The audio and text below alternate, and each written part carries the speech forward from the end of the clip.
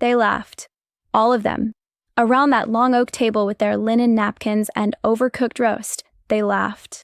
And God help me, I didn't. Not when my sister pointed at my daughter's hearing aid with her wine glass and said, "You'd think with all the money Milla makes, she'd at least get that thing in pink. You know, like a Barbie model." Not when my father leaned back in his chair, the old war medals still gleaming on the mantel behind him, and chuckled, "Oh, come on, it's just a joke. She looks fine.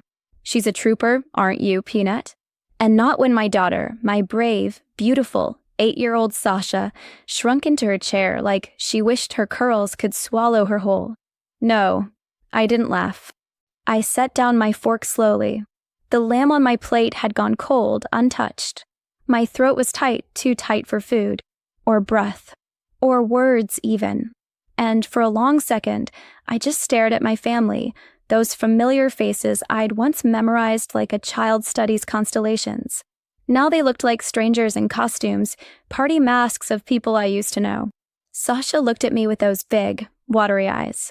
Her bottom lip trembled.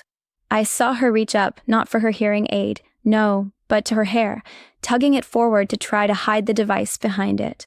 That was it. That was the moment I felt the last thread snap inside me. Because you can mock me. You can roll your eyes at my career. You can call me dramatic or difficult or distant. But you do not get to humiliate my daughter at the dinner table and call it a joke. Still, I didn't stand up yet. Not even when my mother joined in with a light little giggle. It's good we can laugh about things, Milla. Otherwise it all gets so serious. Serious. Yes, like the surgeries. Like the night Sasha cried herself to sleep because the kids at school barked at her, actually barked because of the way she said strawberry. Like the 3 years of audiologist appointments and speech therapy and watching my daughter learn how to be different in a world that doesn't forgive difference. They didn't know any of that. They didn't ask. They just saw a hearing aid and thought, punchline. I looked around the table. The clinking of silverware resumed. Conversation floated back into the room like steam, banal, comfortable, oblivious. And I saw it then. Not just the cruelty, but the complacency.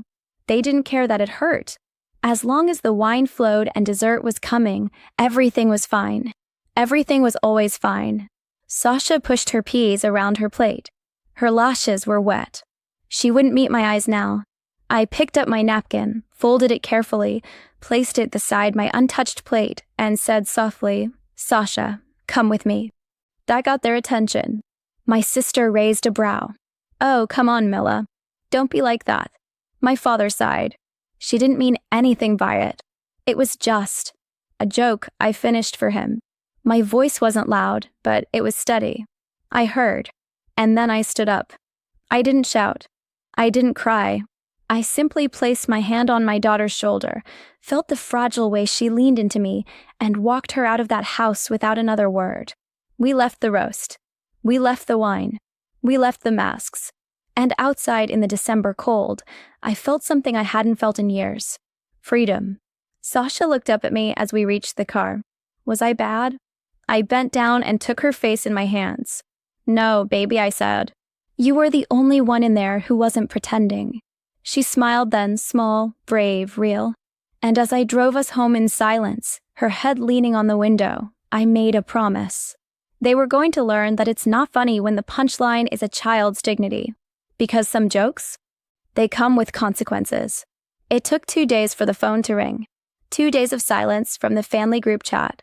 2 days of Sasha asking, "Are we in trouble?" every time I folded laundry or sighed too loudly. 2 days of guilt trying to worm its way into my chest, familiar, persistent, like a cold draft through a window I thought I'd sealed years ago. When the call came, it was from my mother. She didn't ask how Sasha was. She didn't ask how I was. She started with, "You embarrassed your father." Just like that. As if the only wound worth addressing was his pride. Not my daughter's face as she tried to disappear into her chair. Not the days Sasha had spent learning to use her hearing aid proudly, to smile and say, "It helps me hear the birds better." No, none of that. Just his embarrassment. I didn't yell. I didn't snap. I just said I didn't embarrass him. I left. "Well, you made a scene," she huffed. "At a family dinner. I looked out the window at Sasha in the garden, crouched in her fuzzy pink coat, talking to a squirrel like it was her oldest friend. No, I said. You all made the scene. I just refused to play my part. That's when she hung up. I should have been used to this. The rewrites. The shifting of blame. The way my family treats discomfort like it's a poison they have to spit onto someone else, usually me. Growing up, I was the too sensitive one. The moody one. The overthinker. But I wasn't those things. I was just the one who noticed when things hurt. And then I became the one who left. At 19, I packed a duffel and moved out with a scholarship and enough fury to fuel me through 4 years of law school. I built my life quietly, steadily. I never needed them to cheer. I just needed them not to drag me backwards. But something pulls you back when you become a mother. I wanted Sasha to know her grandparents, her aunts, her cousins. I thought maybe they'd be different with her. Softer. Kinder. She's magnetic like that. A little sunbeam in tennis shoes. She once made a stone-faced man at the DMV smile with nothing but a knock-knock joke. But I forgot. My family doesn't change. They just get better at hiding the sharp edges until someone bumps into them. And Sasha, she bumped into them. Hard. That night, after the phone call, I sat on the edge of her bed and watched her sleep. Her hearing aid was on the nightstand, nestled next to a dog-eared copy of Matilda. She looked so small, so trusting, and all I could think was, what if this is the first time she learns to be ashamed of herself? What if this is the moment that becomes a scar? I thought about myself at her age, how it started with a comment about my laugh being too loud, my handwriting too big, how I began to shrink, bend, contort myself into something palatable for people who never intended to love me gently. I would not let that happen to her. So I made another promise. We would not be going back. Not until they understood that their jokes weren't funny. Not until they looked my daughter in the eye and saw a human being, not a punchline. But I knew my family. They would never apologize freely. No, if I wanted them to face what they'd done, I'd have to show them. And I knew exactly how, because in the quiet moments after the call, as I sat alone in the dark, I realized something important. I don't need their approval, but they do need mine. They just don't know it yet. I didn't tell Sasha what I was planning. Not because I was hiding it from her, no, never that, but because I wanted her to feel it first. The shift, the subtle turning of the tide. Not another lecture, not another adult trying to explain the ugliness away. Just action, just truth, the kind that doesn't need to raise its voice. So I started with something small. I sent an email to my sister. Just one line. Can you repeat the joke about Sasha's hearing aid so I can add it to her IEP documentation at school? I knew the silence that would follow, because my sister lives in curated spaces. Her life is filtered and hashtagged and deeply invested in what her yoga friends think of her parenting. She didn't reply, but she changed her Facebook profile picture the next day to one of her holding Sasha on Christmas Eve. A grainy photo with a warm filter and a caption that said, "My sweet niece. Family is everything." I screenshotted it. Then I sent her a follow-up. Thanks for the picture. Just curious, did you still want a copy of the recording? Sasha asked if I could get one from the baby monitor I left running in my bag during dinner. She said she wants to remember it. That one hit. I felt it through the digital air, like a pulse. Because my sister is a coward, but a very modern coward. The kind who's terrified of being called out. Who can say horrible things in kitchens, but panics at the thought of screenshots with timestamps. I didn't need the recording. She didn't know that. By Friday, my father called. His voice was stiff. Formal. Your mother, and I want to clear the air. About? Pause. The dinner. Longer pause. About Sasha. I could almost hear him trying not to say it outright. That something had happened. That it wasn't just my imagination or a bad mood. That his granddaughter had been mocked and he had laughed. I waited. Eventually he added, "You've always been a little fiery." There it was. The old playbook. I let the silence stretch so long it cracked. Then I said, "She's 8 years old, Dad. She uses that hearing aid to hear her teacher. She wears it like a badge. And you all laughed at her like she was a circus act." He made a sound in the back of his throat, guilt trying to disguise itself as offense. It wasn't meant to hurt. You know how our family is. I do, I said. And that's the problem. He didn't know what to do with that. No one ever does when you refuse to play your old role. I used to fold in these moments. Soften. Try to bridge the gap. This time I didn't. I let him hang up without resolution. But I wasn't done.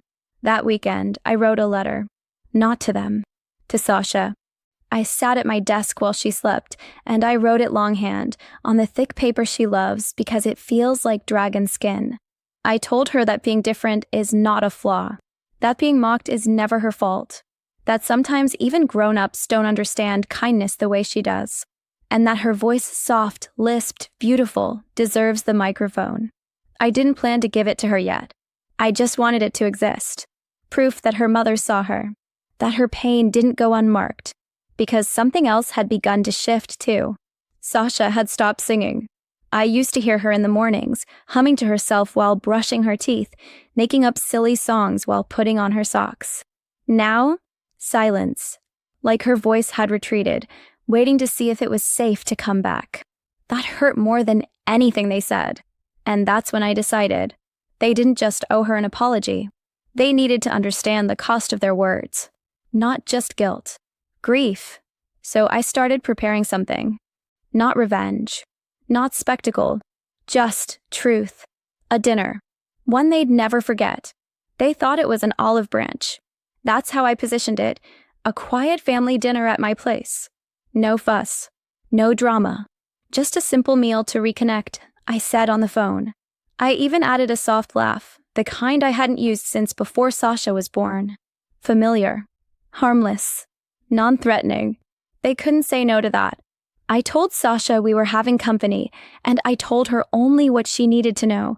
This time, they'll be the ones listening. She didn't ask questions. She just said, "Can I wear my sparkly dress?" I smiled. "You can wear anything you want, sweetheart." She chose her favorite. The one with the tiny silver stars that catch the light. She wore her hearing aid without asking if she should. That made me want to cry. But I didn't. I just kissed the top of her head and told her she looked like the North Star. At 6 o'clock sharp, the doorbell rang. First my sister, then my mother and father trailing behind her with a bottle of wine and a heavy cloud of tension. I greeted them with a smile so polished it nearly cracked. Come in, come in." The table was already set.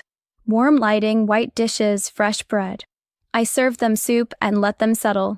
Sasha sat beside me, quiet but alert, her eyes flicking from face to face like she was reading a weather report. Small talk floated around the room like dust. Then I cleared my throat. "I want to show you something." My father shifted in his seat. My sister set down her spoon. My mother pursed her lips as if bracing for impact. I stood up and walked to the kitchen counter, where I'd placed a plain black binder. No dramatic flourish. No accusation in my voice. Just facts. This is a collection of everything Sasha has achieved since she started using her hearing aid. Every therapy note. Every audiogram. Every time her speech therapist wrote, "Sasha is a joy to work with." Every gold star she earned for raising her hand in class. Every time she stood up and chose to be seen. I opened the binder and laid it on the table. There were drawings in the front. A few spelling tests. A photo of Sasha with her science fair ribbon. Her smile beaming. I didn't say, "Look what you almost crushed." I let the silence say it for me. Then I handed each of them a printed copy of the transcript. From the baby monitor. Yes, I'd gotten it after all. The technology is easy these days. One little app, one little file. Their words frozen in time. I didn't play the audio, I wasn't trying to humiliate them. I just wanted them to read. To see themselves. My sister's hand trembled as she scanned the first page. My father's face drained of color. My mother looked up, her voice thin. "You recorded us?" "No," I said calmly. I was recording Sasha. To monitor her progress with background noise.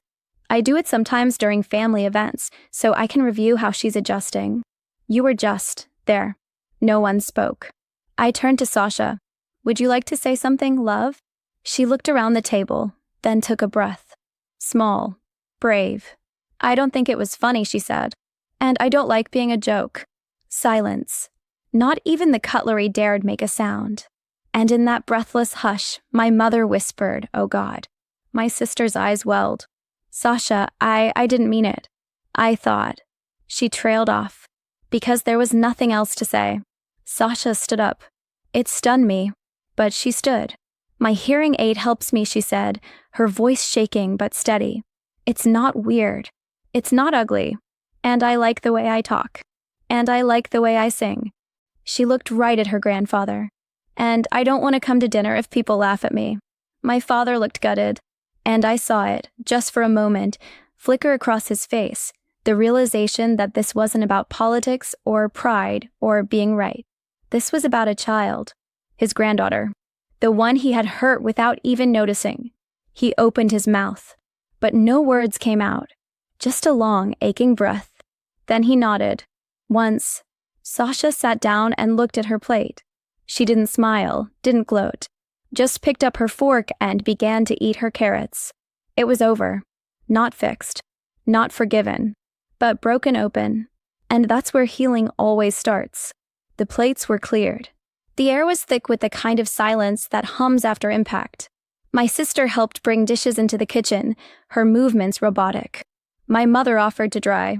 My father sat alone at the table, staring into the grain of the wood like it held a map to somewhere better than here. Sasha was curled up in the living room, a blanket around her legs, sketching quietly. Her hearing aid sparkled under the lamplight, and I stood at the kitchen sink, drying a plate, feeling nothing and everything all at once. I didn't know if they would come back, and strangely, I didn't care. That was the revelation, the strange, soft ending I hadn't expected. I wasn't angry anymore. Not because I'd forgiven them. Not because they had said the right words or knelt at Sasha's feet in apology. No, it was something else.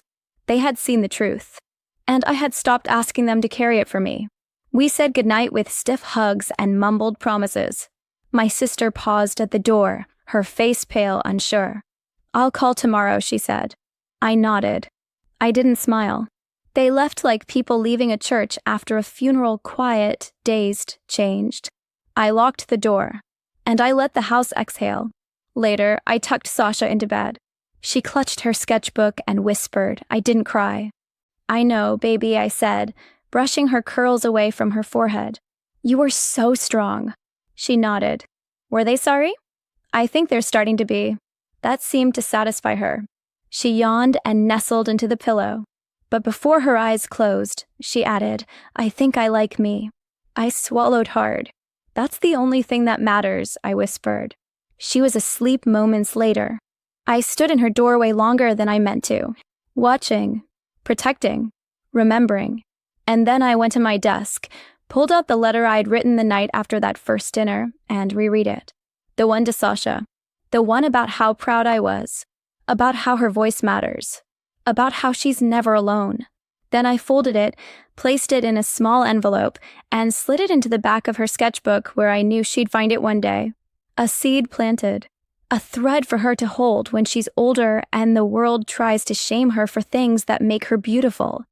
Downstairs, the dining room still smelled like roast and consequence. The wine glasses sat half full. The transcript copies were gone, tucked silently into purses and jackets, I imagine. But the echo of Sasha's voice still lingered in the room. I like the way I talk. It echoed not as defiance, but as truth. And truth doesn't go away. Truth lingers. It reshapes. It teaches. Just like Sasha did. That night, I didn't cry. I made tea. I lit a candle. I stared out into the yard where the frost was beginning to touch the grass. And I thought about how many times I'd bitten my tongue over the years, how often I'd made myself smaller so everyone else could be comfortable. But not this time. This time I stood up. And I wasn't standing alone. Maybe they'll come back. Maybe they won't. But I know this. My daughter will never again sit at a table and question whether her voice deserves to be heard. Because she heard her mother fight for her. And that sound? That memory? That stays. Always.